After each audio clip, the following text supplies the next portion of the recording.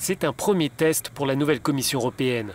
La présidente de l'institution présente ce mercredi son pacte vert pour lutter contre le changement climatique. L'un des textes phares de cette stratégie sera la présentation au mois de mars d'une proposition pour parvenir à la neutralité carbone en 2050. Cet objectif sera d'ailleurs évoqué lors du sommet des chefs d'État et de gouvernement de l'Union qui s'ouvre jeudi. Je suis mobilisé avec l'ensemble des collègues pour tenter que l'on puisse se rassembler autour d'un message fort, d'un message clair qui traduit cette ambition européenne, faire en sorte que l'Union européenne soit le premier continent neutre sur le plan climatique à l'horizon 2050. Ce pacte vert entraînera une révision globale de la législation européenne.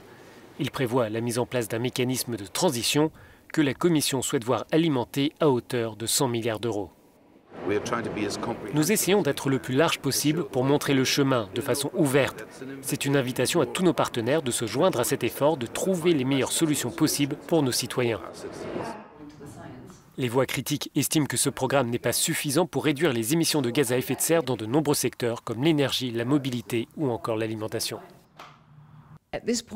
À ce stade, la Commission arrive avec, au mieux, un projet tiède.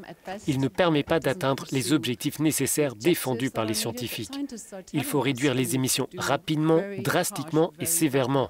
La Commission envisage une baisse de 50 à 55% d'ici 2030. C'est insuffisant.